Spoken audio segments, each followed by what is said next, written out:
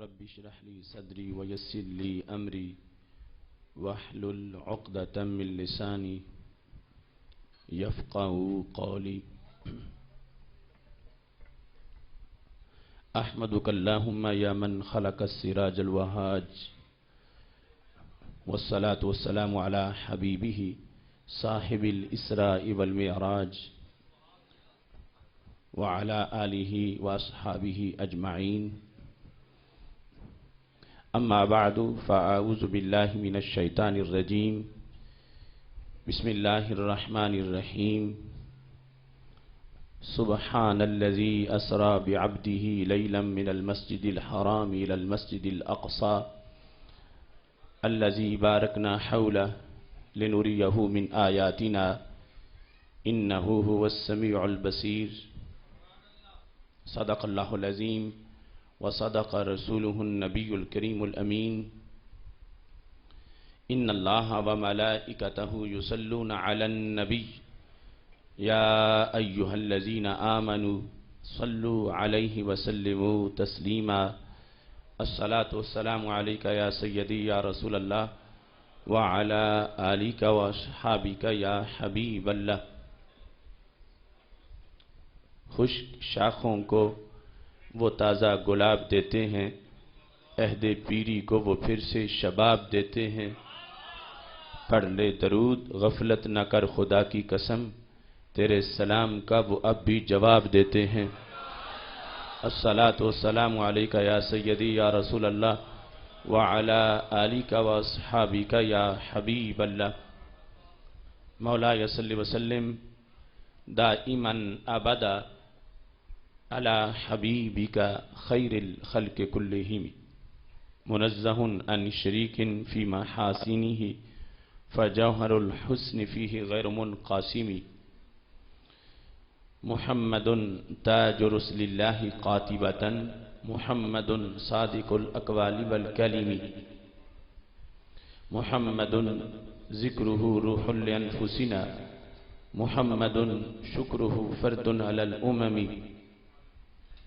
رب صل وسلم دائما ابدا على حبيبك خير الخلق كلهم.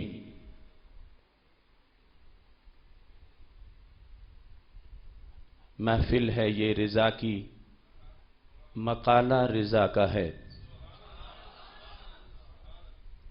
محفل ہے یہ رضا کی، مقالہ رضا کا ہے.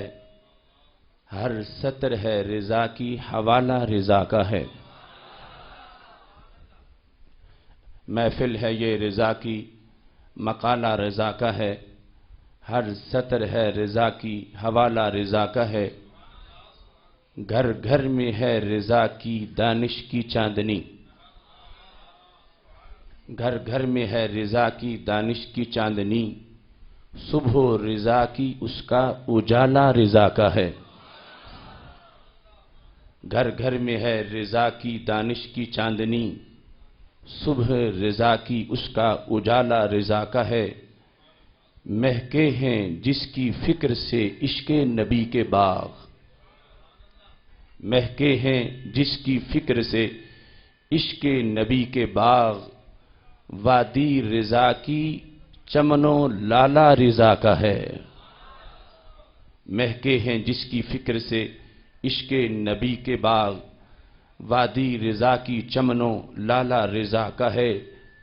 آصف گلی گلی میں ہے فیض رضا کی دھوم، آصف گلی گلی میں ہے فیض رضا کی دھوم. دھرتی ہے یہ رضا کی ہمالا رضا کا ہے. اللہ تبارک و تعالی جل جلالہ وعم نوالہ واتم برہانہ وعظم شانہ وجل ذکرہ وعز اسمہ کی حمد و ثنا. اور حضور سرور کائنات، مفخر موجودات، زینت بزم کائنات، دستگیر جہاں، غم گسار زمام، سید سروران، حامی بے قسام، قائد المرسلین، خاتم النبیین، احمد مجتبی جناب محمد مصطفیٰ صلی اللہ علیہ وآلہ وصحابہ وبارک وسلم کہ دربار گوہر بار میں ہدیہ درود السلام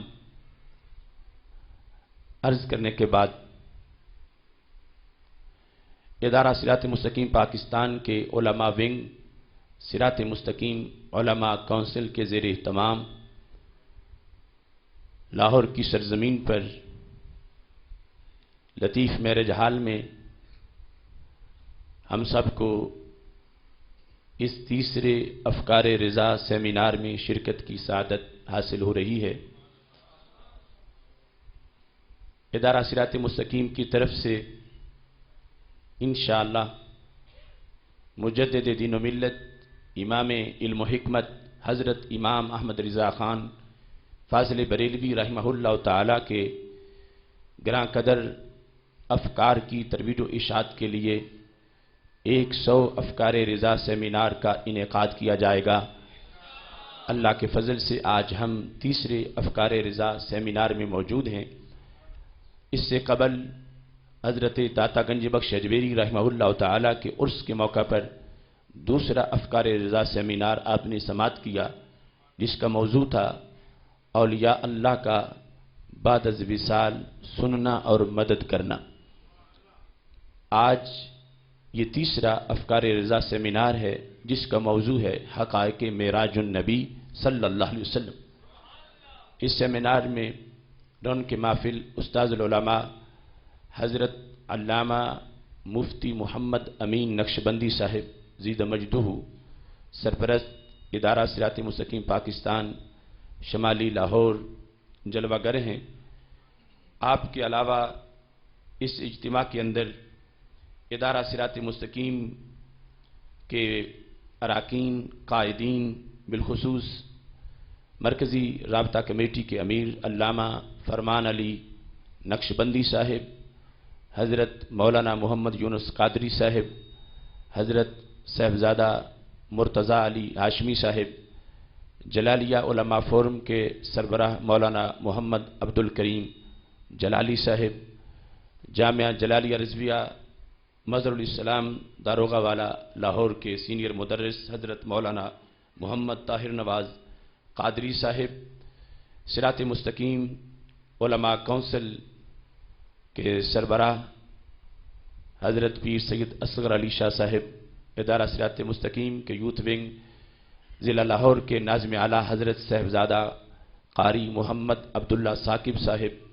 حضرت مولانا محمد اخلاق جلالی صاحب، حضرت مولانا محمد سلیم رضوی صاحب، حضرت مولانا قاری محمد رمضان سعیدی صاحب، حضرت مولانا قاری محمد اللہ رکھا صاحب، حضرت مولانا ابو الحسنین فدا حسین قادری صاحب، حضرت مولانا قاری محمد عمران عباس مدنی صاحب، حضرت مولانا قاری محمد عاشق حسین صاحب، حضرت مولانا محمد شفیق صاحب، علامہ غلام یاسین باروی صاحب، علامہ لیاقت علی رضوی صاحب، حضرت مولانا قاری فدا حسین صاحب، مفتی محمد صادق صاحب، اور اس کے علاوہ سنی علماء کونسل شالیمار ٹاؤن کے اراکین اس اجتماع میں جلوہ گر ہیں۔ میں اپنی طرف سے صراط مستقیم علماء کونسل کے تمام قائدین کو یہ ہدیہ تبریک پیش کرتا ہوں کہ انہوں نے اور اس علاقہ کے علماء اہل سنت نے دن رات محنت کر کے آج کے اس عظیم الشان سیمینار کا انعقاد کیا ہے۔ رب ذوالجلال ان تمام علماء کرام کی کاوشوں کو قبول فرمائے، تمام کارکنان کی جد و جہد کو منظور فرمائے جنہوں نے دن رات محنت کی، اور آج یہ عظیم الشان افکار رضا سیمینار انعقاد پذیر ہو رہا ہے۔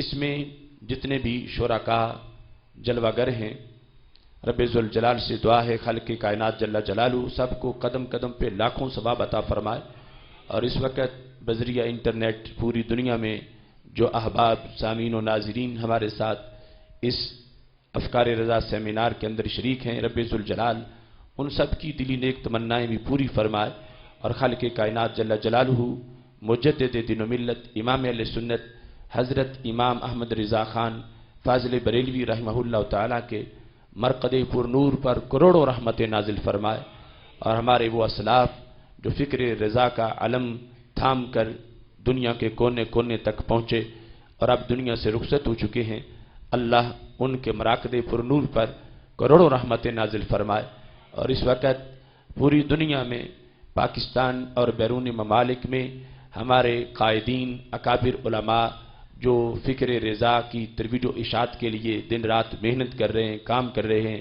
اللہ ان سب کی خدمات کو اپنے دربار میں قبول فرمائے، اور خالق کائنات جل جلالہ ہم کارکنوں کو ان عظیم اکابر کے زیر سایہ فکر رضا کی خدمت کی مزید توفیق عطا فرمائے۔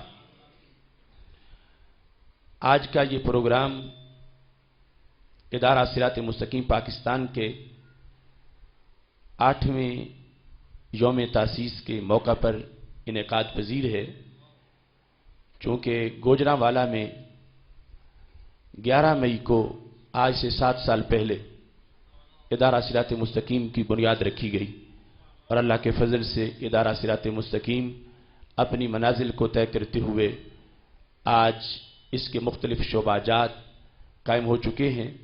یہ آپ تمام احباب کی محبتوں اور محنتوں کا نتیجہ ہے۔ میری دعا ہے خالق کائنات جل جلالہ ہم سب کو مل کر منزل پانے کی توفیق عطا فرمائے۔ اعلی حضرت امام محمد رضا خان فاضل بریلوی رحمۃ اللہ علیہ نے اہل سنت کے لیے اتنا لکھا، اتنی تحقیق کی، دین حق کے لیے اس قدر جگر پگھلایا کہ اگر آج آپ کے روشن افکار کو عام کر دیا جائے تو کسی گلی کونے میں بھی اندھیرا باقی نہ بچے، ہر طرف سویرا ہو جائے۔ 1000 سے زائد آپ نے جو کتابیں لکھی اس میں اعتقادیات، اقتصادیات، معیشت، معاشرت، نظام زندگی، نظام بندگی، بچے کی ولادت سے پہلے سے لے کر بوڑھے ہو کر وصال کے بعد کفنی پہن کے قبر میں پہنچنے کے بعد تک کے جو مسائل ہیں، امام احمد رضا فاضل بریلوی رحمۃ اللہ علیہ نے ان تمام مسائل پر اتنا لکھا، اتنا جامع لکھا کہ آج تک آپ کا لکھا ہوا کسی سے بھی مسترد نہیں کیا جا سکا، اور آج تک آپ کا ایک ایک جملہ لوگوں کے، عوام اور خواص کے لیے ایک مینارہ نور کی حیثیت رکھتا ہے۔ بس صرف کمی ہمارے اندر ہے کہ اس عظیم امام کے افکار کو ہائی لائٹ کرنے کے لحاظ سے ہم وہ حق ادا نہیں کر سکے جو کہ حق ادا کرنا چاہیے تھا۔ اس سلسلہ میں ہمیں جتنے بھی لوگ فکر رضا کی خاطر کام کر رہے ہیں، سب کے کام کا اعتراف ہے، ہم اپنے حصے کا کام کرنے کے لیے نکلے ہیں کہ ہم عوام میں اس کو اس انداز میں اجاگر کریں کہ سٹیج پر اور مائک پر اس کو آسان طریقے سے بیان کر دیا جائے، تاکہ عوام میں بھی یہ خبر ہو کہ وہ لوگ جو آج ہماری راہوں کو روکنا چاہتے ہیں، غلط پراپیگنڈے کی بنیاد پر کنویں کو مینار اور مینار کو کنواں کہہ رہے ہیں، ہم ان پر یہ حقیقت واضح کرنا چاہتے ہیں کہ آج بھی اگر صفہ کی روشنی اور دار ارقم کی چاندنی اور بدر و حنین کی تازگی چاہیے تو وہ فکر رضا میں موجود ہے۔ اعلی حضرت فاضل بریلوی رحمۃ اللہ علیہ کے روشن افکار سے سب کو حصہ مل رہا ہے، خواہ وہ دکاندار ہے یا شیخ الحدیث ہے، وہ ایک کاشتکار ہے یا ایک وقت کا پیر طریقت ہے۔ اعلی حضرت رحمۃ اللہ علیہ نے اتنا وسیع پیمانے پر ضیافت ذوق کا اہتمام کیا کہ جس کو بھی تلاش ہو اعلی حضرت کے دسترخوان سے اسے لقمہ ضرور ملتا ہے، اور یقیناً آج اس کی ضرورت بھی ہے۔ ہم ملک میں جو چھائے ہوئے اندھیرے ہیں ان کو دور کرنے کے لیے آج بھی اپنے حکمرانوں سے یہ کہتے ہیں کہ وہ اپنے اقتدار کا 1 سال گزار چکے، مگر اندھیرے ویسے کے ویسے ہی موجود ہیں، مایوسیاں ہیں، کرپشن ہے، لوٹ مار ہے۔ آج پاکستان کو جن مسائل کا سامنا ہے، اندرونی بیرونی محاذ پر جو اندھیرے چھائے ہوئے ہیں،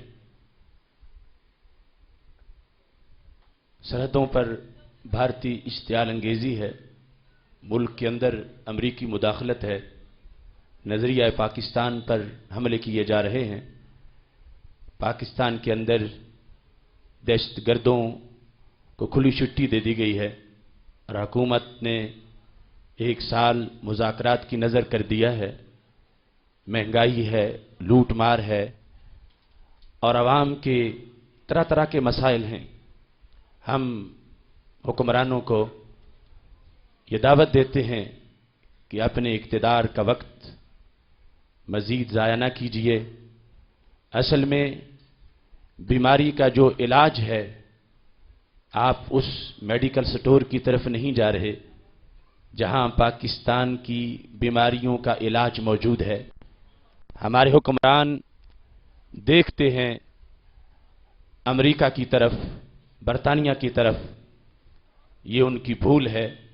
پاکستان کے دکھوں کا علاج ہرگز امریکہ اور برطانیہ کے پاس نہیں ہے، بلکہ گنبد خضرا کی ہریالیوں میں موجود ہے۔ پاکستان کی بقا کا راز قرآن و سنت میں ہے، اور پاکستان کی خوشحالی کا راز افکار امام احمد رضا فاضل بریلوی میں ہے۔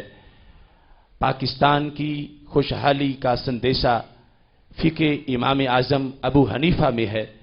اس لیے ہمارے حکمرانوں کو آج ایسے عبقری ائمہ کی روشن سوچوں کی طرف متوجہ ہونے کی ضرورت ہے۔ یقیناً اور بھی بہت سے لوگ ہیں جو آج حکومت کا سال مکمل ہونے پر انہیں ایک آئینہ دکھا رہے ہیں، مگر وہ مہنگائی، کرپشن، لوٹ مار کا حل غیروں کے نظام سے پیش کرنے چاہتے ہیں۔ ہمارے نزدیک پاکستان کے مسائل کا حل امریکہ کی بنائی ہوئی جمہوریت اور اس کے اصولوں میں نہیں ہے، بلکہ سید المرسلین حضرت محمد مصطفیٰ صلی اللہ علیہ وسلم کے عطا کردہ نظام مصطفیٰ صلی اللہ علیہ وسلم میں موجود ہے۔ اعلی حضرت فاضل بریلوی رحمۃ اللہ علیہ نے معراج شریف کے موضوع پر بہت لکھا۔ ایک طرف تو آپ کا ہدایت بخشش کے اندر وہ قصیدہ معراج شریف ہے کہ جسے سنتے ہی عہد نبوی کی ٹھنڈی ہوائیں آنا شروع ہو جاتی ہیں۔ وہ سرور کشور رسالت جو عرش پر جلوہ گر ہوئے تھے، نئے نرالے طرب کے ساماں عرب کے مہمان کے لیے تھے، خوشی کے بادل امنڈ کے آئے، دلوں کے طاؤس رنگ لائے، وہ نغمہ نعت کا سما تھا، حرم کو خود وجد آ رہے تھے، خدا ہی دے صبر جانے پرغم، دکھاؤں کیوں کر تجھے وہ عالم، جب ان کو جھرمٹ میں لے کے قدسی جنا کا دولہا بنا رہے تھے، اتار کر ان کے رخ کا صدقہ یہ نور کا بٹ رہا تھا باڑا، کہ چاند سورج مچل مچل کر جبیں کی خیرات مانگتے تھے، وہی تو اب تک چھلک رہا ہے، وہی تو جوبن ٹپک رہا ہے، نہانے میں جو گرا تھا پانی کٹورے تاروں نے بھر لیے تھے، تجلی حق کا صحرا سر پر صلاۃ و تسلیم کی نچھاور، دو رویا قدسی پرے جما کر کھڑے سلامی کے واسطے تھے۔ اس انداز میں اعلی حضرت فاضل بریلوی رحمۃ اللہ علیہ نے معراج کے ایک ایک لمحے کو بیان کیا۔ فرماتے ہیں، بڑھ اے محمد کری ہو احمد، قریب آ سرور ممجد، نثار جاؤں یہ کیا ندا تھی، یہ کیا سما تھا، یہ کیا مزے تھے، تبارک اللہ شان تیری تجھی کو زیبا ہے بے نیازی، کہیں تو وہ جوش لن ترانی، کہیں تقاضے وصال کے تھے، خرد سے کہہ دو کہ سر جھکا لے، گماں سے گزرے گزرنے والے، پڑے ہیں یا خود جہت کو لالے، کسے بتائے کدھر گئے تھے، سراغ عین و متا کہاں تھا، نشان کیف و الا کہاں تھا، نہ کوئی راہی نہ کوئی ساتھی، نہ سنگ منزل نہ مرحلے تھے، وہی ہے اول وہی ہے آخر، وہی ہے باطن وہی ہے ظاہر، اسی کے جلوے اسی سے ملنے اسی سے اس کی طرف گئے تھے۔ یہ انداز بھی منفرد انداز ہے کہ شاید ہی کسی مستند شاعر نے قرآن و سنت کی روشنی میں مراحل بیان کیے ہوں جو اعلی حضرت فاضل بریلوی رحمۃ اللہ علیہ نے اتنے مستند انداز میں جن کو بیان کیا ہے۔ اور پھر کہیں جب طبیعت سوئے مدینہ اس کے اندر ایک جلال آتا ہے، کیف پیدا ہوتا ہے، اور نگاہ تصور سے شب معراج کو دیکھتے ہیں تو کہتے ہیں زہے عزت و اطلاع محمد کہ ہے عرش حق زیر پائے محمد صلی اللہ علیہ وسلم، کہ رب ذوالجلال نے ہمارے نبی علیہ السلام کو کتنی بلندی دی ہے۔ یہ اطلاع علوم سے بنا ہے کہ کیا رسول اکرم نور مجسم شفیع معظم صلی اللہ علیہ وسلم کی بلندی اور کیا عزت ہے کہ اللہ کا عرش آپ کے قدموں کے نیچے ہے۔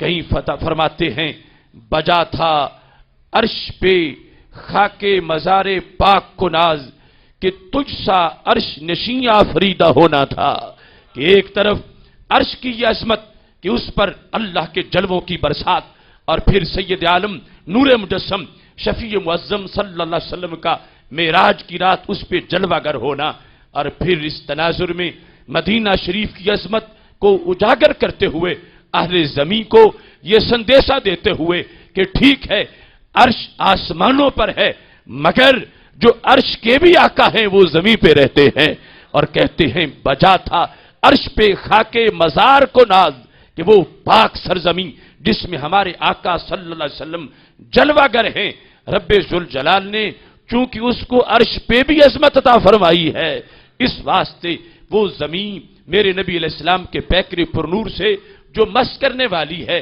اس کو عرش پر بھی ایک فخر حاصل ہے۔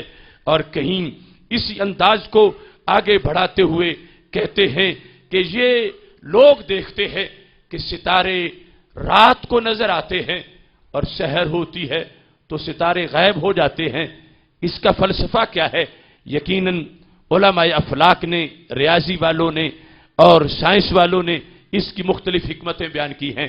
اعلی حضرت فاضل بریلوی جو ان تمام علوم کے امام ہیں وہ عشق کی بات کرتے ہوئے کہتے ہیں کہ تمہاری یاد میں گزری تھی جاگتے شب بھر، چلی نسیم بند ہوئے دید ہائے فلک۔ کہا کہ یہ جو ستارے ہیں یہ اصل میں آسمان کی آنکھیں ہیں، اور شب معراج سے ان کو عادت پڑ گئی ہے، میرے نبی علیہ السلام کا انتظار کرتے رہتے ہیں، ساری رات انتظار کرتے ہیں، اور جب سحر کا وقت ہوتا ہے ٹھنڈی ہوا چلتی ہے، تاروں کی آنکھیں لگ جاتی ہیں، لوگ کہتے ہیں تارے نظر نہیں آ رہے، چونکہ روزانہ جاگتے ہیں، روزانہ انتظار کرتے ہیں، اور اس انتظار میں ہر رات ستاروں کی گزر جاتی ہے۔ اور پھر اس انداز میں اس مضمون کو بیان کرتے ہیں کہ بندہ ملنے کو قریبے حضرت قادر گیا، لمائے باطن میں گمنے جلوائے ظاہر گیا، شریعت کے سارے تقاضے بھی پیش نظر ہیں، اور عروج معراج اور حقیقت معراج کا بیان بھی کرتے ہیں۔ جہاں عشق یہ چاہ رہا تھا کہ معراج کی رات جب جبریل علیہ السلام حاضر خدمت ہوئے تو عشق کا تقاضا تھا کہ کہو جبریل جو ہے وہ جھکے، اور جھکنے کا انداز ایسا تھا جیسے سجدے کا انداز ہو۔ شریعت روک رہی تھی کہ اللہ کے سوا کسی کو سجدہ جائز نہیں ہے۔ امام احمد رضا فاضل بریلوی رحمت اللہ علیہ نے وہ طریقہ اختیار کیا جس میں شریعت کی پابندی اور شریعت کا حکم بھی اپنی جگہ برقرار رہا، اور عشق کے تقاضے بھی پورے ہو گئے اور عشق کی مرضی بھی پوری ہو گئی۔ فرمانے لگے تاج روح القدس کے موتی جسے سجدہ کریں، تاج روح القدس کے موتی جسے سجدہ کریں، رکھتی ہیں واللہ وہ پاکیزہ گہر ایڑیاں۔ ایک طرف وہ لوگ جو کہتے ہیں کہ ہم ان جیسے ہیں معاذ اللہ اور وہ ہم جیسے ہیں، تو میرے امام نے کہا ان کی ایڑیوں جیسا کوئی نہیں، ان کے سر جیسا کون ہوگا؟ ان کی ایڑیوں کے تلووں جیسا کوئی نہیں، ان کے چہرے جیسا چہرہ کس انداز میں ہو سکتا ہے؟ فرماتے ہیں رکھتی ہیں واللہ وہ پاکیزہ گہر ایڑیاں، کہ ہمارے نبی علیہ السلام کی ایڑیاں وہ ایڑیاں ہیں کہ جہاں جبریل کے سر کے تاج کے موتی بھی سجدہ کرتے ہوئے نظر آتے ہیں۔ اب یہاں پر دیکھو شریعت اور عشق دونوں کی رہنمائی کا انداز کیسا ہے۔ کسی کے سر کا تاج تب جھکتا ہے کسی کے قدموں پر جب سر جھکتا ہے، سر نہ جھکے تو تاج کیسے جھکے؟ اور پھر سر کے موتی تب جھکیں جب تاج بہت زیادہ جھک جائے. تو میرے امام نے کہا تاج روح القدس کے موتی جسے سجدہ کریں، تاج روح القدس کے موتی جسے سجدہ کریں، رکھتی ہیں واللہ وہ پاکیزہ گوہر ایڑیاں. اب موتی تو غیر مکلف ہیں، وہ سجدہ کر بھی لیں تو شریعت نہیں روکتی.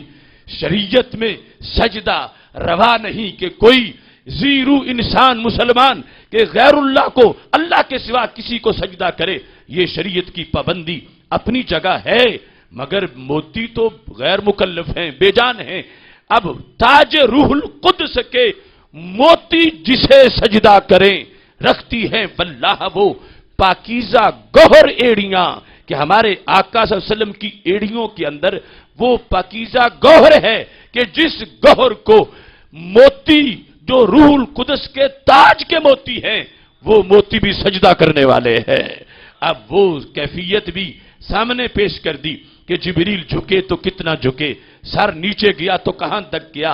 اور یہ نہیں کہا کہ انہوں نے سجدہ کیا، ان کے جھکنے کا وہ انداز جو سجدے کے قریب ہے اس کو بھی بیان کر دیا. اور ساتھ یہ فرمایا کہ تاج روح القدس کے موتی جی نے سجدہ کریں کہ حضرت جبریل علیہ السلام جھکے، اتنا جھکے، ان کا سر جھکا، سر کا تاج جھکا اور تاج کے موتی سجدہ کر رہے ہیں. کس چیز کو؟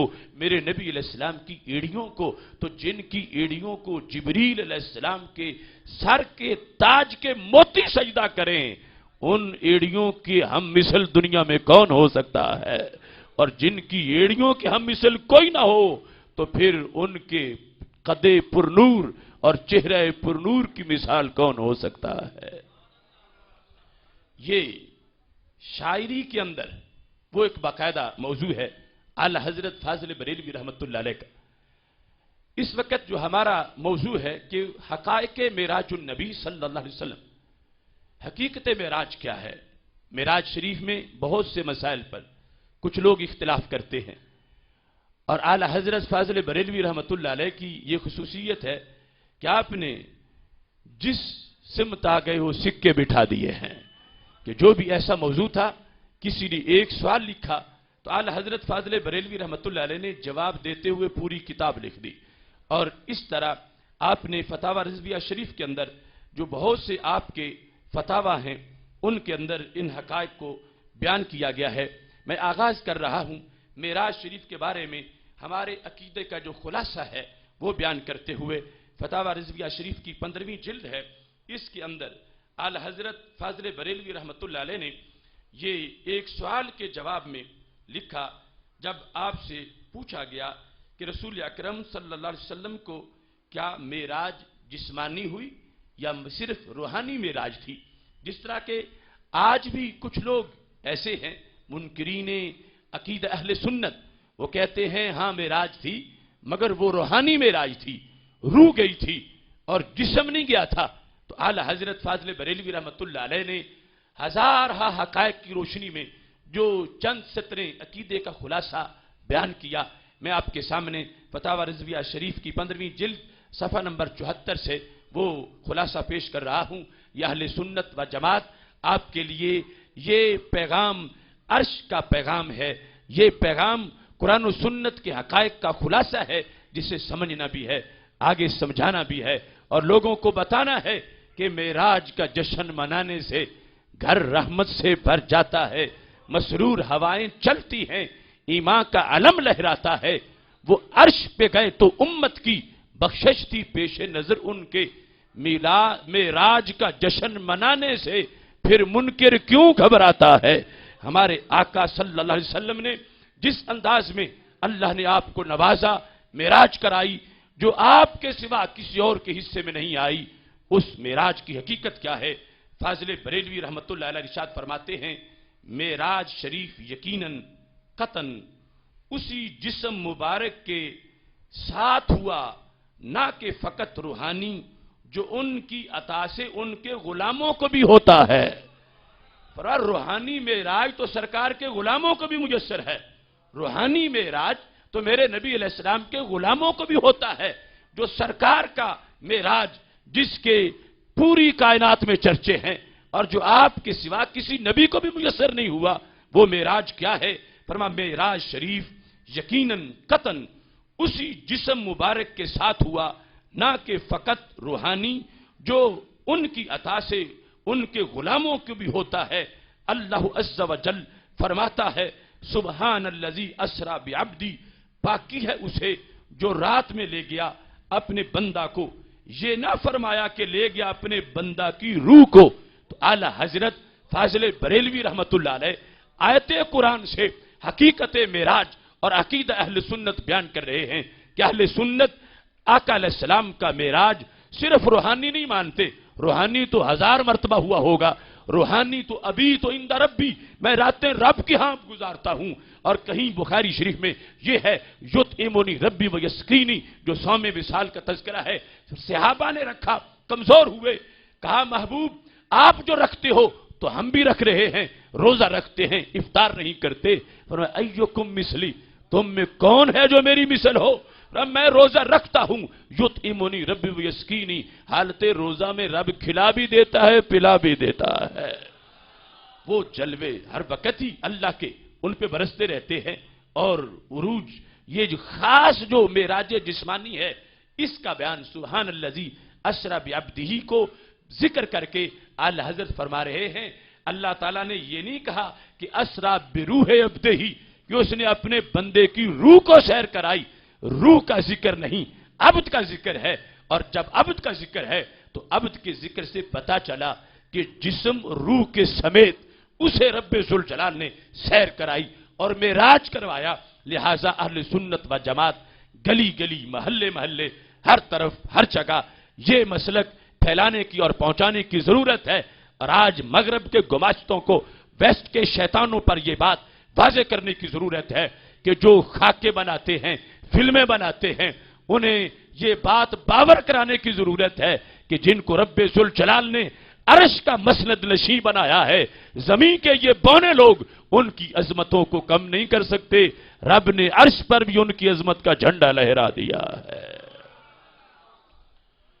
یہ حقیقت ہے کہ معراج کا سال سیرت کے ماہ و سال کے لحاظ سے ہم دیکھیں تو بہت سے واقعات اس وقت بھی بدبختوں کی طرف سے رونما ہو چکے تھے، گستاخیوں کے۔ جب شیب ابی طالب میں ہمارے آقا علیہ السلام کو معصور ہونا پڑا، شیب ابی طالب میں محاصرہ، بائیکاٹ، اقتصادی بائیکاٹ ہمارے آقا علیہ السلام سے کیا گیا، اور اس وقت کے بھی وہ نام نہاد لوگ سمجھ رہے تھے کہ ہم ان کے رستے بند کر کے ان کے پیغام کو روک دیں گے، اور ان کی شان جو بڑھ رہی ہے اس پر کوئی معاذ اللہ پابندی لگا دیں گے۔ اللہ تعالیٰ نے ان مراحل کے بعد جو اگلا مرحلہ آیا تو اپنے محبوب علیہ السلام کو اپنے ہاں عرش پر بلا کے کافر دماغ کو یہ پیغام بھیجا کہ بدبختوں سوچو تو صحیح، جن کے رستے آسمانوں میں بھی کھلے ہوں ان کی راہوں کو زمین پہ بھلا کون روک سکتا ہے؟ تو اس بنیاد پر وہ جسمانی معراج آج ہم خاکے بنانے والوں کو اور فلمیں بنانے والوں کو یہ پیغام دے رہے ہیں کہ جن کا جسم اتنا مقدس ہو، جو 7 آسمانوں سے پار گزرا ہو، سدرۃ المنتہا سے آگے پہنچا ہو، جو عرش عظیم پر جلوہ گر ہوا ہو، اس مقدس جسم کے خاکے بنانے والے خاکے بنا کے اس جسم کا کچھ نہیں بگاڑ سکتے۔ اپنے آپ کو تو جہنم کا ایندھن بنا سکتے ہیں، مگر میرے نبی علیہ السلام کا جسمانی معراج یہ واضح کر رہا ہے کہ جسم اتنا مقدس ہے کہ جس کو اللہ نے عرش سے بھی زیادہ عظمتیں عطا فرما رکھی ہیں۔ معراج جسمانی یہ اہل سنت و جماعت کا عقیدہ ہے، اور اعلی حضرت فاضل بریلوی رحمت اللہ علیہ نے کہا روحانی تو آپ کے غلاموں کو بھی حاصل ہے، معراج جسمانی ثابت کہاں سے ہے؟ فرمایا اللہ نے یہ فرمایا ہے سبحان الذی اسری بعبدی، پاکی ہے اسے جو رات میں لے گیا اپنے بندہ کو۔ یہ نہ فرمایا کہ لے گیا اپنے بندہ کی روح کو، یہ جب بعبد ہی فرمایا ہے تو اس سے جسمانی معراج ثابت ہوا، اور اللہ کا فضل ہے کہ اہل سنت و جماعت کا بچہ بچہ اسی یقین پر آج 15ویں صدی میں بھی موجود ہے۔ اس کے ساتھ قرآن مجید برہان رشید کی آیت کریمہ جس کے اندر معراج شریف کا تفصیل سے ذکر ہے، سبحان الذی اسری بعبدی، اس کی تفسیر کرتے ہوئے 29ویں جلد میں اعلی حضرت فاضل بریلوی رحمت اللہ علیہ نے کوزے میں دریا بند کر دیا،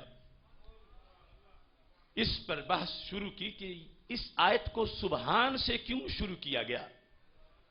گلوری بی ٹو اللہ، پاکی ہے اللہ کے لیے، اللہ سبحان سے آغاز کیوں ہوا؟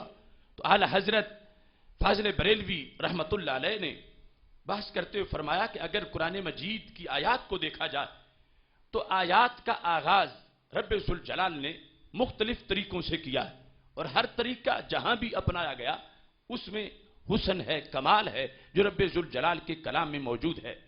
فرماتے ہیں، کہیں فرماتے هو الذی بعث فی الامیین رسولا، وہی ہے جس نے امیین کے اندر اپنے عظیم رسول کو بھیجا۔ کہیں فرماتا ہے هو الذی ارسل رسولہ بالہدی ودین الحق، وہی ہے اللہ جس نے اپنے رسول کو ہدایت اور سچے دین کے ساتھ بھیجا۔ کہیں فرماتا ہے تبارک الذی نزل الفرقان علی عبدہ لیکون للعالمین نذیرا، وہاں پر تبارک بڑی برکت والا ہے وہ کہ جس نے اتارا قرآن اپنے عبد خاص پر۔ کہیں فرماتا ہے الحمدللہ الذی نزل علی عبد الکتاب ولم یجعل لہ عوجا، سب خوبیاں اللہ کو جس نے اپنے بندے پر کتاب اتاری اور اس میں اصلاً کجی نہ رکھی۔ اور کہیں یہ فرماتا ہے سبحان الذی اسری بعبدی۔ اب پہلے اس کے 4 مختلف انداز بیان کر کے 5ویں نمبر پر اعلی حضرت فاضل بریلوی رحمت اللہ علیہ نے اس انداز کو ذکر کیا جو رب ذوالجلال نے معراج شریف کے بیان کے اندر جس کو پسند فرمایا ہے۔ اس کو ذکر کرنے کے بعد کہتے ہیں اس میں ایک صریح نکتہ یہ بھی ہے کہ جو بات نہایت عجیب ہوتی ہے اس پر تسبیح کی جاتی ہے، جو نہایت عجیب بات ہو اس پر سبحان اللہ کہا جاتا ہے، تسبیح کی جاتی ہے۔ کہتے ہیں سبحان الذی، کیسی عمدہ چیز ہے، سبحان کیسی عجیب بات ہے کہ جسم کے ساتھ آسمانوں پر تشریف لے جانا، کرۂ زمہریر طے فرمانا، کرۂ نار طے فرمانا، کروڑوں برس کی راہ کو چند ساتھ میں طے فرمانا، تمام ملک و ملکوت کی سیر فرمانا، یہ تو انتہائی عجیب آیات بینات ہی ہیں۔ اتنی بات کہ کفار مکہ پر حجت قائم فرمانے کے لیے ارشاد ہوئی کہ شب کو مکہ معظمہ میں آرام فرمائیں، صبح مکہ معظمہ میں ہی تشریف فرما بھی ہوں۔ چھوٹی سی تعجب کی بات پر سبحان اللہ کہا جاتا ہے، اور یہاں فرما ایک ہے طبقہ زمہریر جو کہ اس میں ٹھنڈ کتنی ہے کہ کوئی انسانی پیکر وہاں زندہ نہیں رہ سکتا، اور ایک ہے قرۂ نار کہ جس کے اندر آگ کی وجہ سے وہاں جینا مشکل ہے، گزرنا مشکل ہے۔ فرمایا عجیب ہے وہ ذات کہ جن کو رب نے ایسا مقام بخشا ہے کہ طبقہ زمہریر سے بھی گزر گئے، قرۂ نار سے بھی گزر گئے، اور پھر کروڑوں برس کی راہ کو چند گھڑیوں میں طے کر دیا۔ کروڑوں برس کی، چند ہزار سال نہیں، کروڑوں سالوں کی راہ جو ہے اسے چند سیکنڈ میں مکمل کیا، اور پھر ملکوت و ملک کو بھی دیکھا، اللہ کی ذات کو بھی دیکھا، اللہ کی آیات کو بھی دیکھا، اور پھر فرمایا اگرچہ اور بھی بہت سے تعجب کے مقامات ہیں لیکن قریش مکہ کی جہاں تک اپروچ تھی، جہاں تک ان کی رسائی تھی، اس کے مطابق مکہ شریف میں ہی رات کے وقت موجود تھے، اور سب کچھ دیکھ کے صبح بھی مکہ شریف میں ہی موجود تھے۔ اس انداز میں سید عالم نور مجسم شفیع معظم صلی اللہ علیہ وسلم کا جلوہ گر ہونا، رات ہی رات بیت المقدس تشریف لے جائیں اور واپس تشریف لائیں، کیا کم عجیب ہے۔ اس لیے سبحان الذی ارشاد ہوا کہ خالق کائنات جل جلالہ نے یہ ساری چیزیں، یہ سارے حکمتیں، یہ ساری عظیم چیزیں جو معجزہ معراج، جو میریکل کا انداز ہوتا ہے، اس ایک معجزے میں ہزاروں معجزے ہیں، تو اس لیے خالق کائنات جل جلالہ نے جب اس کا ذکر کیا ہے تو سبحان کے ساتھ ذکر کیا ہے کہ یہاں پر تعجب اپنی آخری حد تک پہنچا ہوا ہے کہ قیامت تک جو سنے گا کہ اتنے مختصر وقت میں کروڑوں سالوں کا سفر طے کیا اور ایسے ایسے مقامات سے گزرے جہاں سے گزرنا کسی کے بس میں نہیں، سنتے ہی اس کی زبان پہ ضرور آئے گا سبحان اللہ۔ اس لیے اللہ نے گفتگو کا آغاز بھی سبحان کے ساتھ کیا، جو ایک لحاظ سے اللہ کی تسبیح ہے، دوسرے لحاظ سے میرے نبی علیہ السلام کی نعت کو بھی بیان کر رہا ہے۔ اس کو ذکر کرنے کے ساتھ یہ ارشاد فرماتے ہیں، اس لیے سبحان الذی سے ارشاد ہوا، کفار نے آسماں کہاں دیکھے تھے؟ یہ جو آیت کریمہ میں ہے، من المسجد الحرام الی المسجد الاقصی، مسجد حرام سے مسجد اقصی تک، یہ صرف اتنا ہی کیوں ذکر ہوا؟ حالانکہ اس سے آگے بھی ہے، 7 آسمان، سدرہ، عرش، وہ عروج وہ بھی ہے، یہاں تک جو قرآن مجید میں ہے۔ اس کی وجہ کیا ہے؟ یہاں بھی چونکہ کچھ لوگ پھسل جاتے ہیں، وہ کہتے ہیں اسراء تو ہم مانتے ہیں کہ مکہ شریف سے اقصی تک گئے تھے، لیکن جو آگے جو تم بیان کرتے ہو کہ آسمان پر، سارے آسمانوں کے پار، سدرہ سے آگے، اور پھر عرش، اور پھر ایک قول میں عرش سے بھی آگے، یہ ہم نہیں مانتے۔ تو اعلیٰ حضرت فاضل بریلوی رحمۃ اللہ علیہ نے کہا اصل میں بات یہ تھی کہ اگلے مراحل جن سے اس وقت گفتگو ہو رہی تھی ان کی وہاں تک اپروچ ہی نہیں تھی، ان کی وہاں تک رسائی نہیں تھی۔ قرآن دعوت دے رہا تھا کہ اگر یہ لوگ اپنے سورسز کے مطابق سمجھنا چاہیں تو سمجھ لیں، آزمانا چاہیں تو آزما لیں، تجربہ کرنا چاہیں تو تجربہ کر لیں۔ آسمان پر تو ان میں سے کوئی نہیں گیا ہوا کہ جب یہ محبوب فرمائیں کہ میں سدرہ پہ پہنچا ہوں تو ابو جال بتائے پھر بتاؤ کہ سدرہ کی فلاں نشانی کیا ہے، فلاں نشانی کیا ہے، ان میں سے کوئی بھی سدرہ نہیں گیا ہوا تھا۔ لیکن سال میں 2 سفر تو وہ بیت المقدس کے کرتے تھے، رحلۃ الشتاء والصیف، وہ جو 2 سفر تھے گرمی سردی کے، یہ تو قریش مکہ کرتے تھے۔ انہیں پتا تھا کہ یہ آج تک نہیں گئے، حضرت محمد مصطفیٰ صلی اللہ علیہ وسلم بیت المقدس یروشلم میں یہ نہیں گئے، اور ان میں سے بہت سے لوگ تھے جو گئے ہوئے تھے۔ تو قرآن مجید ان کو چانس دے رہا تھا کہ اپنے ضمیر کو مطمئن کرنا چاہیں تو کر لیں، کہ جب سرکار فرمائیں گے کہ میں مسجد حرام سے مسجد اقصی تک گیا ہوں، اور ان کو پتا ہے رات یہیں تھے، اور یہ بھی پتا ہے صبح بھی یہیں تھے، اور یہ بھی پتا ہے کہ وہاں سے بندہ راتوں رات واپس نہیں آ سکتا، اور یہ بھی پتا ہے کہ آج تک وہاں گئے ہی نہیں ہیں، لہٰذا وہ کہیں گے لو پہلے تو ہم ان کو چیک نہیں کر سکتے تھے، آج تو ہم معاذ اللہ ان کا حساب کر لیں گے، یہ جو کہہ رہے ہیں دعویٰ کر رہے ہیں۔ پہلے کہتے ہیں میرے پاس جبریل آئے، عرش سے پیغام آیا، تو ہم چیک نہیں کر سکتے، آج ہم چیک کر لیں گے۔ اس لیے تاکہ وہ پوری طرح تیار ہو کے سوال کرنے پہ آ جائیں، محبوب جواب دیتے جائیں۔ جب اس تک ان کے ذہن مطمئن ہو جائیں گے تو ماننا پڑے گا جو رات کے چم لمحوں میں مکہ شریف سے اقصی جا سکتے ہیں، وہ پھر سدرۃ المنتہا اور عرش سے آگے سے بھی واپس آ سکتے ہیں۔ دیکھیے اعلیٰ حضرت فاضل بریلوی رحمۃ اللہ علیہ کے الفاظ میں نے جو خلاصہ آپ کے سامنے بیان کیا، فرماتے ہیں کفار نے آسماں کہاں دیکھے، ان پر تشریف لے جانے کا ان کے سامنے ذکر ایک ایسا دعویٰ ہوتا جس کو وہ جانچ نہ کر سکتے، جس کی وہ جانچ نہ کر سکتے۔ ایسا دعویٰ ہوتا کہ اگر وہ جانچ پڑتال کرنا چاہتے تو نہ کر سکتے، کیونکہ ان میں کوئی بھی آسمانوں پہ نہیں گیا ہوا تھا، برخلاف بیت المقدس کے جس میں ہر سال ان کے 2 پھیرے ہوتے، رحلۃ الشتاء والصیف، سردی اور گرمی میں کوچ کرنا، اور وہ خوب جانتے تھے کہ حضور اقدس صلی اللہ علیہ وسلم کبھی وہاں تشریف نہ لے گئے تو اس معجزے کو خوب جانچ کر سکتے تھے اور ان پر حجت الہی پوری قائم ہو سکتی تھی۔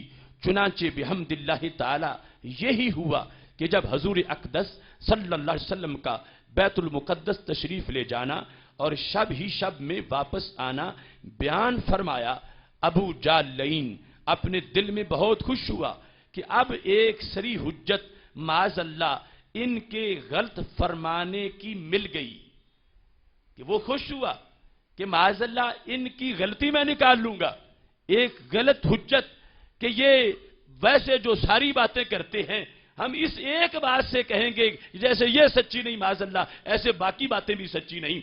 تو اعلی حضرت فاضل بریلوی رحمۃ اللہ علیہ کہتے ہیں ابو جہل لعین اپنے دل میں بہت خوش ہوا کہ اب ایک سری حجت معاذ اللہ ان کے غلط فرمانے کی مل گئی، ولہذا ملعون نے تکذیب ظاہر نہ کی بلکہ یہ عرض کی کہ آج ہی تشریف لے گئے ہو؟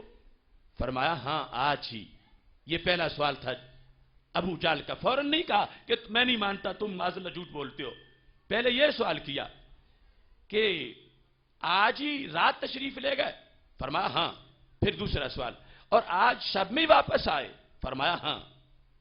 کہا اوروں کے سامنے بھی ایسا ہی فرما دیجئے گا کہ اگر مجمع میں لگاؤں سب کو اکٹھا کروں تو یہ سوال جب میں کروں گا تو کیا یہی جواب ان کو بھی دو گے؟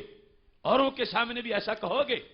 تو میرے آقا علیہ السلام نے فرمایا ہاں، بلا لو سب کو، یہی سوال کرو کہ آج رات ہی گیا ہوں، آج رات ہی واپس آیا ہوں، میں بولوں گا، اقرار کروں گا ایسے ہی ہوا ہے۔ فرمایا ہاں۔ اب اس نے قریش کو آواز دی اور وہ جمع ہوئے اور حضور سے پھر اس ارشاد کا اعادہ چاہا کہ جو میرے سامنے آپ نے فرمایا تھا ان سب کے سامنے کہو کہ میں رات کو گیا ہوں، رات کو ہی واپس آیا ہوں، میں بیت المقدس سے ہو کے آیا ہوں، بیت المقدس تک یہ سیر کا ذکر قرآن میں یہ اعلان کیا، اب ان سب کے سامنے کرو۔ تو حضور اقدس صلی اللہ علیہ وسلم نے اعادہ فرما دیا، آپ نے دوبارہ ذکر کر دیا کہ میں رات کے وقت گیا ہوں مسجد حرام سے مسجد اقصی اور میں پھر واپس آیا ہوں۔ جس وقت آپ نے یہ ذکر کیا اعلیٰ فرماتے ہیں کافر بغلیں بجاتے صدیق اکبر کے پاس حاضر ہوئے، یعنی انہیں بڑی خوشی ہوئی کہ آج ہم ان کی نبوت کا رستہ روک لیں گے معاذ اللہ، کیونکہ یہ جو خبر دے رہے ہیں ہم نے تو دیکھی ہوئی ہے وہ جگہ، ان سے نشانیاں پوچھیں گے اور چیک کر لیتے ہیں کہ گئے ہیں یا نہیں گئے۔ کافر بغلیں بجاتے حضرت صدیق اکبر رضی اللہ تعالیٰ عنہ کے پاس حاضر ہوئے، یہ گمان تھا کہ ایسی ناممکن بات سن کر وہ بھی معاذ اللہ تصدیق سے پھر جائیں گے۔ اب یہاں سے پتہ چل رہا ہے کہ شان رسول علیہ السلام کو ماننے کا طریقہ کیا ہے۔ ایک وہ طریقہ آج لوگوں میں رائج ہے جو ابو جہل کے سوال کرنے کا ہے، اور ایک وہ طریقہ رائج ہے جو صدیق اکبر کے جواب دینے کا ہے۔ میں ببانگ دوہل کہتا ہوں اہل سنت و جماعت کے پاس آج بھی شان رسول صلی اللہ علیہ وسلم کو بیان کرنے کا جو طریقہ ہے وہ حضرت صدیق اکبر رضی اللہ تعالیٰ عنہ کا دیا ہوا طریقہ ہے۔ کیوں؟ ہم شان رسول علیہ السلام کو تول تول کے نہیں سینہ کھول کے بیان کرتے ہیں۔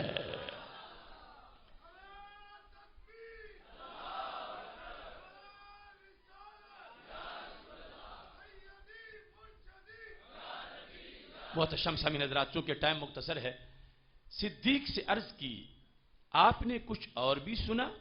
آپ کے یار فرماتے ہیں کہ میں آج کی رات بیت المقدس گیا اور شب ہی میں واپس ہوا۔ یہ حضرت صدیق اکبر رضی اللہ تعالیٰ عنہ سے سوال کیا اور اپنی عقل کو سامنے رکھ کر کہ جیسے ہماری کوتاہ عقل انکار کر رہی ہے تو ابو بکر صدیق بھی اس سے انکار ہی کریں گے، لیکن ان کو پتہ نہیں تھا کہ ماننے والوں کا انداز اور ہے، وہ عقل سے تول کے نہیں عشق سے بول کے مان جاتے ہیں۔ حضرت صدیق اکبر رضی اللہ تعالیٰ عنہ نے جواب کیا دیا؟ میرے امام لکھتے ہیں کہ صدیق نے فرمایا تو واللہ حق فرمایا کہ یہ جو تم مجھ سے پوچھ رہے ہو کہ راتوں رات مکہ شریف سے بیت المقدس گئے تو حق فرمایا۔ کیوں؟ فرمایا یہ تو مکہ سے بیت المقدس کا فاصلہ ہے، میں تو اس پر بھی ان کی تصدیق کرتا ہوں کہ صبح و شام آسمان کی خبر ان کے پاس آتی ہے۔ تم تو چھوٹی بات پوچھ رہے ہو، میں اسے بڑی بات مانتا ہوں ان کے لیے۔ صبح و شام آسمان کی خبر ان کے پاس آتی ہے۔ پھر کافروں نے حضور اقدس صلی اللہ علیہ وسلم سے بیت المقدس کے نشان پوچھے، جانتے تھے کہ یہ تو کبھی تشریف لے گئے نہیں، کیوں کر بتائیں گے؟ وہ جو کچھ پوچھتے گئے حضور اقدس صلی اللہ علیہ وسلم ارشاد فرماتے گئے، انہوں نے جو پوچھا ان کی یہی سوچ تھی جو آج کے منکرین کی سوچ ہے کہ نبی کو دیوار کے پیچھے کی بھی خبر نہیں. ان کی یہ سوچ تھی کہ چونکہ ویسے گئے نہیں اور یہاں بیٹھے پتہ نہیں ہوگا تو بتا نہیں سکیں گے. ان کی سوچ کہ انہیں دیوار کی خبر نہیں، دیوار کے پیچھے کی، اور آج کے لوگوں کی سوچ کہ نبی کو دیوار کے پیچھے کی خبر نہیں. یہ سوچ اتحادی سوچ ہے. اب انہوں نے جس وقت پوچھا میرے آقا علیہ الصلوۃ والسلام سے، تو میرے آقا صلی اللہ علیہ وسلم سے انہوں نے پوچھتے گئے. پھر کافروں نے حضور اقدس صلی اللہ علیہ وسلم سے بیت المقدس کے نشان پوچھے. جانتے تھے کہ یہ تو کبھی تشریف نہیں لے گئے، کیوں کر بتائیں گے. وہ جو کچھ پوچھتے گئے حضور اقدس صلی اللہ علیہ وسلم ارشاد فرماتے گئے. کافروں نے کہا واللہ نشان تو پورے صحیح ہیں، کہ جو ہم نے پوچھا جس طرح کا ہم نے دیکھا ہے مسجد اقصیٰ کو، یہ تو سب کچھ انہوں نے بیان کر دیا، نشان تو پورے صحیح ہیں. اب انہوں نے ایک اور سوال کیا. پھر اپنے ایک قافلے کا حال پوچھا جو بیت المقدس کو گیا ہوا تھا، کہ وہ بھی راستہ میں حضور کو ملا تھا اور کہاں ملا تھا.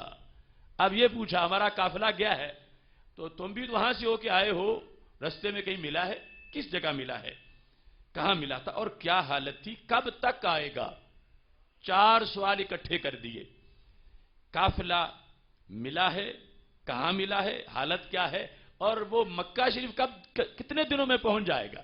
یہ سارے سوالات معراج کو چیک کرنے کے لیے، اسراء کا فاصلہ کہ کیا یہ ہو کے آئے ہیں. انہوں نے جس وقت سوال کیا تو میرے امام لکھتے حضور نے ارشاد فرمایا فلاں منزل میں ہم کو ملا تھا، اور یہ کہ اتر کر ہم نے اس میں ایک پیالے سے پانی پیا تھا، اور اس میں ایک اونٹ بھاگا اور ایک شخص کا پاؤں ٹوٹ گیا، اور قافلہ فلاں دن طلوع شمس کے وقت آئے گا. تو سارے سوالوں کے جواب دے دیے، بلکہ کچھ اضافی باتیں بھی بتا دی کہ چیک کرنا چاہو گے تو قافلہ آئے گا تو پوچھنا کسی نے پیالے سے پانی پیا تھا، پوچھنا اونٹ بھاگا تھا، پوچھنا کسی کا پاؤں ٹوٹا تھا. اور پھر حالانکہ قافلے اس وقت کے کوئی یہ تو نہیں فکس ٹائم کی جیسے فلائٹ کا ہے کہ فلاں ٹائم پہنچے گا. میرے نبی علیہ السلام نے فکس کر دیا ادھر سورج طلوع ہوگا ادھر قافلہ پہنچ جائے گا. چونکہ قافلے کبھی گھنٹہ زیادہ آرام کر لیا، کبھی تھوڑا کر لیا، کہیں زیادہ کہیں تھوڑا، اس طرح کی صورتحال تھی. لیکن میرے آقا علیہ الصلوۃ والسلام نے فرمایا قافلہ فلاں دن طلوع شمس کے وقت آئے گا. اب یہ جو انداز گفتگو ہے کہ ہر خبر سچی ہو، یہ تمہارے دل کی سوچ ہے. اور کافروں کا دل کیا کہہ رہا تھا کہ کوئی بھی سچی نہ ہو. اور یہ ساری خبریں غیب کی ہیں عام علوم کے لحاظ سے. تو اب دیکھو کہ 15ویں صدی میں بھی سنی کا مزاج ستھرا کتنا ہے کہ میرے آقا صلی اللہ علیہ وسلم جو خبریں بیان فرما رہے ہیں. اب اس کے لحاظ سے یہ مدت جو ارشاد ہوئی منزلوں کے حساب سے قافلہ کے لیے بھی کسی طرح کافی نہ تھی، کہ جو آپ نے فرما دیا نا کہ فلاں دن قافلہ فلاں دن طلوع شمس کے وقت آئے گا، جو ڈیٹ مقرر کی قافلے کے لیے بھی وہ وقت پورا نہیں تھا کہ آ سکتا، جلدی ڈیٹ مقرر کر دی. یہ مدت جو ارشاد ہوئی منزلوں کے حساب سے قافلے کے لیے بھی کسی طرح کافی نہ تھی. پر جب وہ دن آیا، اب دیکھو سنی مزاج اور دوسرے لوگوں کے مزاج کا فرق. جب وہ دن آیا کفار پہاڑ پر چڑھ گئے کہ کسی طرح آفتاب چمک آئے اور قافلہ نہ آئے تو ہم کہہ دیں کہ دیکھو معاذ اللہ خبر غلط ہوئی. وہ اس انداز میں ہیں کہ سورج طلوع ہو جائے اور قافلہ نہ آئے، ہم کہیں کہ خبر غلط ہوئی، کہ یہ کچھ نہیں جانتے، ان کو کیا خبر. اور صحابہ کس میں ہیں، سرکار کا انداز کیا ہے اور سنی کا انداز کیا ہے کہ انتظار ہے، ہو ہی نہیں سکتا کہ بات غلط ہو. ادھر سورج طلوع ہوگا ادھر قافلہ پہنچ جائے گا. حضرت فاضل بریلوی رحمۃ اللہ علیہ کہتے ہیں یہ مدت جو ارشاد ہوئی جب وہ دن آیا کفار پہاڑ پر چڑھ گئے کہ کسی طرح آفتاب چمک آئے اور قافلہ نہ آئے تو ہم کہہ دیں کہ دیکھو معاذ اللہ وہ خبر غلط ہوئی. کچھ اب ان کا انداز کیا تھا کہ دو طرف دیکھ رہے تھے کفار کہ کہیں ایک طرف سے تو کوئی جھوٹ ثابت ہو جائے. کیسے؟ فرماتے ہیں کہ کچھ جانب شرق طلوع آفتاب کو دیکھ رہے تھے اور کچھ جانب شام راہ قافلہ پر نظر رکھے تھے. دونوں طرف انہوں نے کیمرے فکس کیے ہوئے تھے کہ سورج پہلے نکلتا ہے یا قافلہ پہلے آتا ہے. 1-2 منٹ 4 منٹ ہی چلو سورج پہلے نکل آئے تو ہم اتنے دیر میں تو کہہ دیں گے کہ خبر معاذ اللہ صحیح نہیں ثابت ہوئی. میرے محبوب علیہ الصلوۃ والسلام کی علم کا انداز اور خبریں اور صداقت معراج کا انداز کیا ہے. اعلی حضرت فاضل بریلوی رحمۃ اللہ علیہ کہتے ہیں کچھ جانب شرق طلوع آفتاب کو دیکھ رہے تھے اور کچھ جانب شام راہ قافلہ پر نظر رکھے تھے. ان میں سے ایک نے کہا وہ آفتاب چمکا، دوسرے نے کہا وہ قافلہ آ گیا.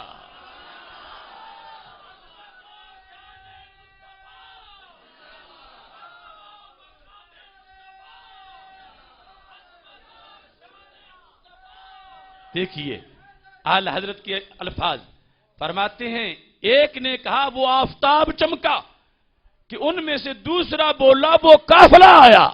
چونکہ دونوں طرف کھڑے تھے، دونوں طرف نگاہیں تھیں تو بیک وقت دونوں کام ہو گئے. سورج کے طلوع کے ساتھ جو فرمایا تھا کہ قافلہ پہنچے گا، یوں ٹائم اس وقت فکس کیے نہیں جا سکتا تھا. آج کی ایڈوانس دنیا میں اتنی ترقی کے باوجود آج بھی یوں سیکنڈ کے لحاظ سے ٹائم فکس کو نہیں کر سکتا. تو میرے آقا علیہ الصلوۃ والسلام نے اس انداز میں جو انہوں نے ڈیمانڈ کی تھی ہمارا قافلہ گیا ہوا ہے، بتاؤ کس دن آئے گا. ان کی سوچ تھی یہ کہہ دیں گے کہ مجھے کیا خبر قافلے کی، لیکن میرے نبی علیہ السلام نے وقت معین کیا اور اللہ کا فضل ہے جس سیکنڈ کا تذکرہ کیا تھا اسی سیکنڈ میں قافلہ پہنچ گیا. اعلی حضرت فاضل بریلوی رحمۃ اللہ علیہ یہاں پہنچ کے کہتے ہیں یہ ہوتی ہے سچی نبوت. یہ ہوتی ہے، سارے بولو، یہ ہوتی ہے سچی نبوت. اصل میں یہاں سے اعلی حضرت ادھر بھی ضرب لگا رہے ہیں کانے دجال کو. کہتے ہیں یہ ہوتی ہے سچی نبوت کہ جس کی خبر میں سرے منہ فرق آنا محال ہے. سرے منہ بال جتنا بھی فرق آ جائے سچی نبوت میں نہیں آتا. اب یہاں پر آپ نے پھر قادیانی کو رگڑا دیا، مرزا غلام کو. فرماتے ہیں قادیانی سے زیادہ تو ان کفار مکہ ہی کی عقل تھی. قادیانی سے زیادہ، سن رہے ہو نا، قادیانی مرزا ملعون، قادیانی سے زیادہ تو ان کفار مکہ ہی کی عقل تھی. کیوں؟ وہ جانتے تھے کہ ایک بات میں بھی کہیں فرق پڑ جائے تو دعوی نبوت معاذ اللہ غلط ہو جائے گا. یعنی ان کا بھی یہ نظریہ تھا کہ اگر ان کی دی ہوئی ایک خبر ہمیں مل جائے کہ خبر دیں اور وہ پوری نہ ہو، خبر دیں اور واقعے کے مطابق نہ ہو، تو ہم ایک کوئی بیس بنا لیں گے. اگرچہ کروڑوں خبریں واقعے کے مطابق ہو چکی ہوں، لیکن ایک بھی جب سچی نہ ہو تو قریش کی یہ سوچ تھی کہ پھر ایک کو بھی بیس بنا کے باقی دعوی نبوت کو جٹلایا جا سکتا ہے. تو فرمانے لگے یہ قادیانی جو ہے اس سے تو کفار مکہ ہی کی، تو قادیانی سے زیادہ تو ان کفار مکہ ہی کی عقل تھی. وہ جانتے تھے کہ ایک بات میں بھی کہیں فرق پڑ جائے تو دعوی نبوت معاذ اللہ غلط ہو جائے گا. مگر یہ جھوٹا نبی ہے کہ جھوٹ کے پھنکے اڑاتا ہے اور نہ وہ شرماتا ہے اور نہ اس کے ماننے والوں کو اس کا حس ہوتا ہے، بلکہ دری کمال شوق چشمی آنکھوں میں آنکھیں ڈال کر کہتا ہے کہ ہاں ہاں اگلے 400 انبیاء کی بھی پیش گوئیاں غلط ہوئیں اور وہ جھوٹے یعنی پنجاب کا جھوٹا کذاب نبی اگر دروغ گو نکلا کیا پرواہ ہے، اس سے پہلے بھی 400 نبی معاذ اللہ جھوٹے گزر چکے ہیں، یہ کوئی نہیں پوچھتا. جانشین شہید پاکستان حضرت صاحبزادہ ڈاکٹر محمد راغب حسین نعیمی صاحب بھی تشریف فرما ہوئے.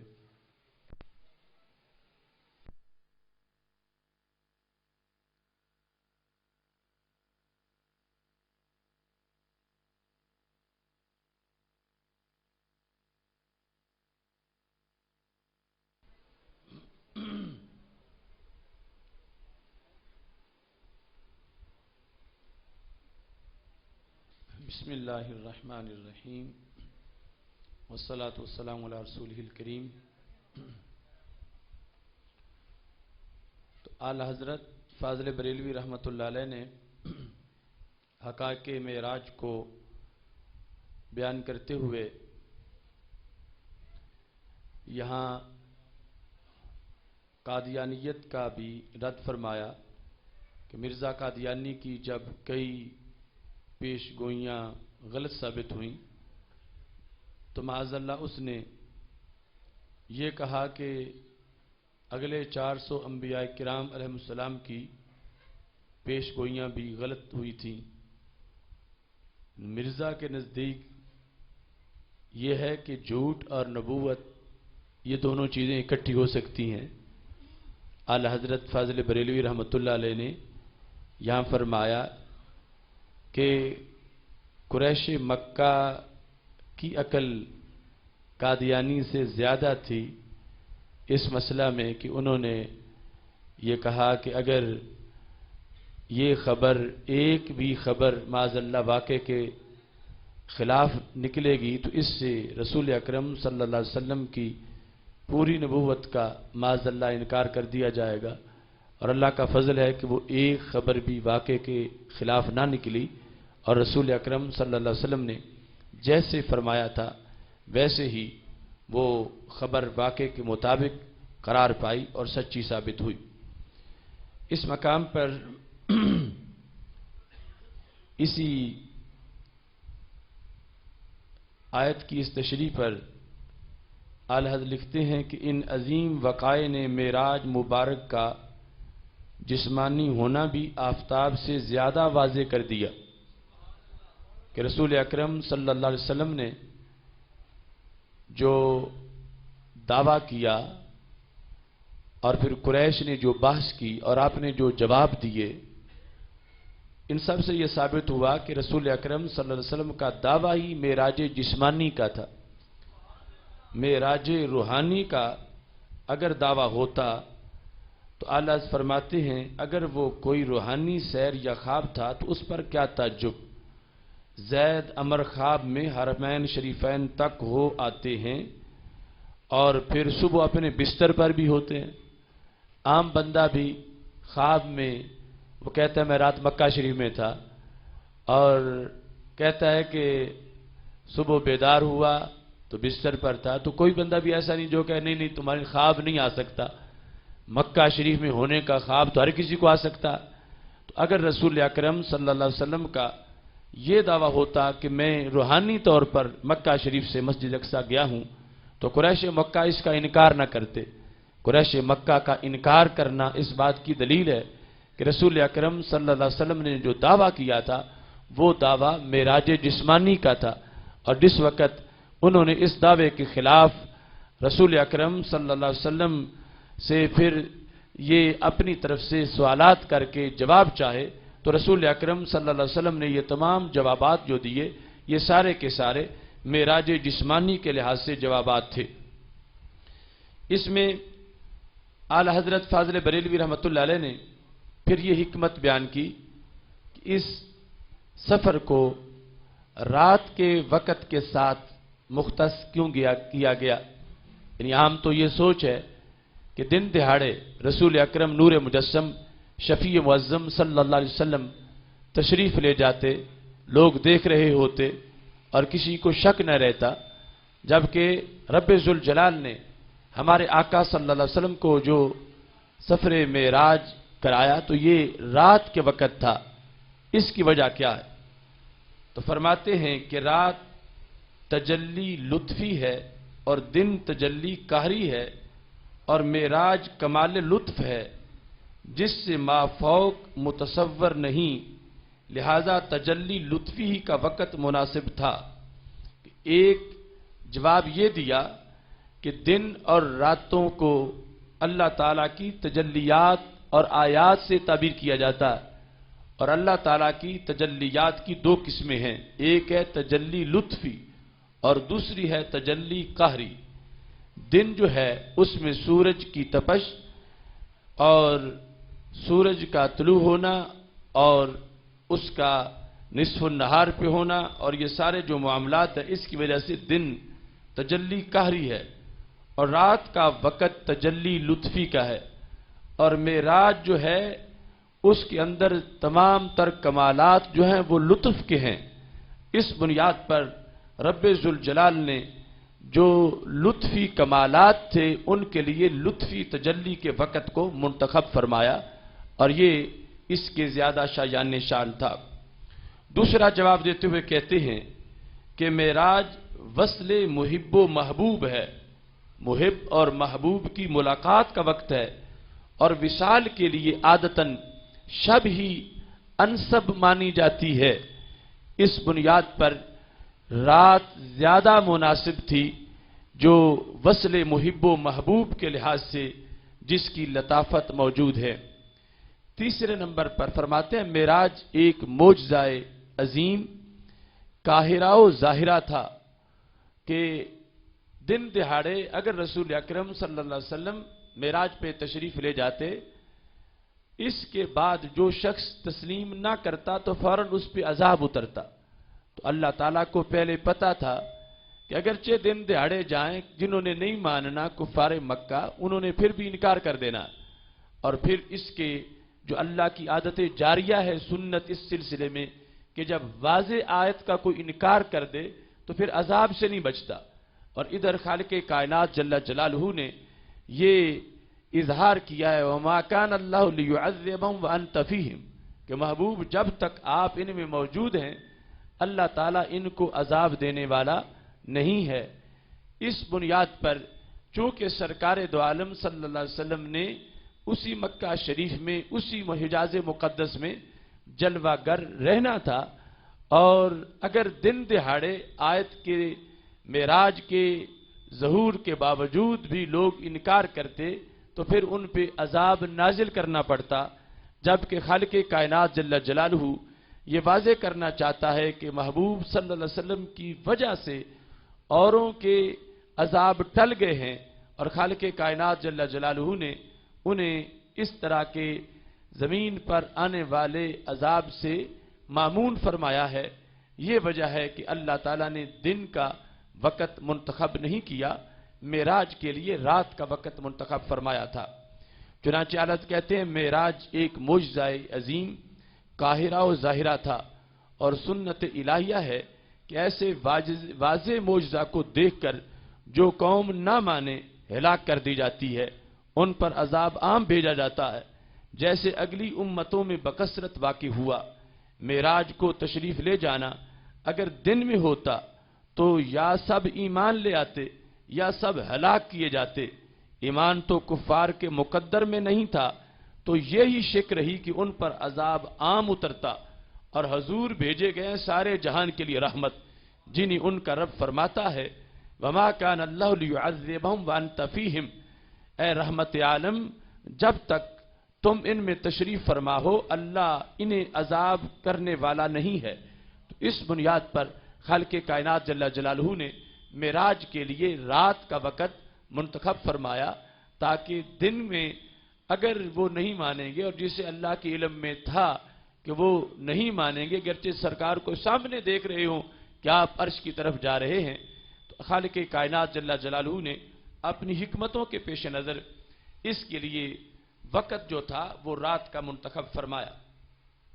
ایسے ہی اس مقام پر اعلی حضرت فاضل بریلوی رحمۃ اللہ علیہ نے جواب دیا جو منکرین دیدار باری تعالی اپنے سوالات میں ایک سوال کرتے ہیں۔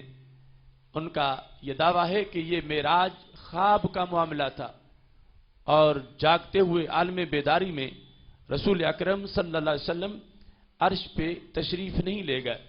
اس پر وہ آیت پیش کرتے ہیں وَمَا جَعَلْنَا الرُّؤْيَا الَّتِي أَرَيْنَاكَ إِلَّا فِتْنَةً لِلنَّاسِ اس میں جو لفظ رؤیا ہے، اس سے وہ استدلال کرتے ہوئے کہتے ہیں کہ رؤیا خواب کو کہتے ہیں، اور اللہ تعالیٰ نے یہاں پر یہ واضح کیا کہ خالق کائنات فرماتا ہے کہ ہم نے یہ رؤیا جو خواب آپ کو دکھایا یہ لوگوں کے لیے آزمائش تھا، کہ آپ نے خواب میں دیکھا کہ آپ گئے ہیں آسمانوں پر اور پھر آیات کو دیکھا، تو اعلی حضرت فاضل بریلوی نے بڑا جامع طریقے سے اس کا جواب ارشاد فرمایا.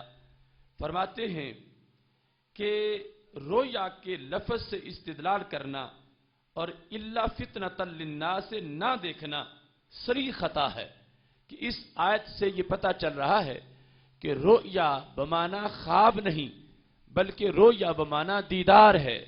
کہ خالق کائنات جل جلالہ نے رسول اکرم صلی اللہ علیہ وسلم کو جو جاگتے ہوئے عالم بیداری میں دیدار کرایا ہے، اس دیدار کو رویا سے تعبیر کیا گیا ہے. کیونکہ آگے جو الا فتنۃ للناس کے الفاظ ہیں وہ واضح کر رہے ہیں کہ اسے جو فتنہ اور ٹرائل کہا گیا، آزمائش کہا گیا، یہ تب ہے جب رویا کا معنی دیدار ہو. اس واسطے کہ خواب کی وجہ سے تو کوئی آزمائش بنتی نہیں، کوئی امتحان بنتا ہی نہیں. اگر ہمارے آقا علیہ السلام یہ فرماتے کہ مجھے خواب آیا ہے کہ میں مسجد حرام سے مسجد اقصی تک گیا ہوں، تو کوئی بھی قریش مکہ میں سے انکار نہ کرتا.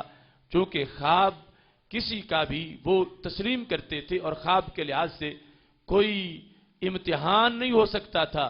الا فتنۃ للناس کے جو الفاظ ہیں یہ واضح کر رہے ہیں کہ یہاں پر اس رویا کو آزمائش قرار دیا گیا. اور آزمائش تب بنی جب رویا کا معنی دیدار ہو، اور دیدار کے معاملات کی وجہ سے خالق کائنات جل جلالہ نے اس کو آزمائش بنایا. اور قریش مکہ، ابو جال جیسے لوگ اس آزمائش میں ناکام ہو گئے، اور حضرت صدیق اکبر رضی اللہ تعالی عنہ جیسے لوگ اس آزمائش کے اندر کامیاب ہو گئے.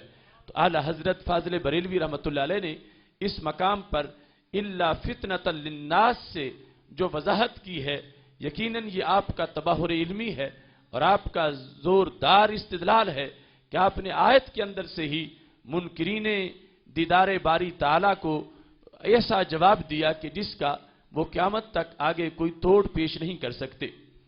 ایسے ہی اس مقام پر اعلی حضرت فاضل بریلوی رحمۃ اللہ علیہ نے سیدہ عائشہ صدیقہ رضی اللہ تعالی عنہا کے لحاظ سے جو کچھ لوگ سفر معراج کا انکار کرنے والے تھے، اس کا بھی جواب دیتے ہوئے اعلی حضرت فاضل بریلوی رحمۃ اللہ علیہ نے یہ فتاوی رضویہ شریف کی 29ویں جلد کی صفحہ نمبر 632 پر وضاحت کی. اور اس جواب کے ساتھ ہی ہم اس گفتگو کو وائنڈ اپ کر رہے ہیں. موضوع کافی طویل ہے، انشاءاللہ وہ اس سے اگلے سیمینار کے اندر اس کو بیان کر دیا جائے گا. اور یہ بھی یاد رکھیں کہ شان رسول صلی اللہ علیہ وسلم کانفرنس کی سی ڈی بھی اس وقت سٹال میں موجود ہے، اور ماہنامہ فکر مستقیم کا تازہ شمارہ بھی چھپ کے آ چکا ہے. اور جس طرح آپ جانتے ہیں کہ غازی ممتاز حسین قادری رہائی تحریک کے زیر تمام انشاءاللہ 22 جون کو لیاقت باغ راولپنڈی میں تاریخی ممتاز قادری رہائی کانفرنس کا انعقاد ہوگا. اس کی بھی آپ تمام حضرات کو دعوت دے رہا ہوں. اور یہ جواب جو اس مقام پر ام المومنین حضرت عائشہ صدیقہ رضی اللہ تعالی عنہا کے لحاظ سے اعلی حضرت نے دیا، اس کی وضاحت یہ ہے.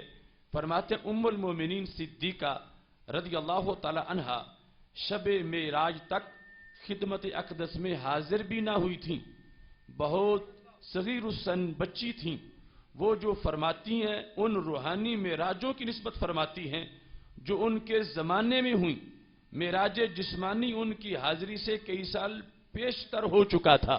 تو اس بنیاد پر حضرت عائشہ صدیقہ رضی اللہ تعالی عنہا کے قول کو پیش کر کے جو 27ویں رجب والی معراج ہے، رسول اکرم نور مجسم شفیع معظم صلی اللہ علیہ وسلم کا جسمانی طور پر عرش پہ جانا اور دیدار خداوندی کرنا، حضرت عائشہ صدیقہ رضی اللہ تعالی عنہا کا قول اس کے بارے میں نہیں ہے.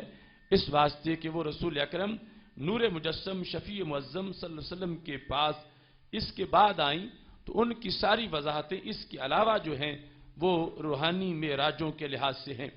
تو فاضل بریلوی رحمۃ اللہ علیہ کے معراج شریف سے متعلق جو حقائق ہیں ان میں سے صرف یہ چند باتیں میں نے آپ کے سامنے عرض کی.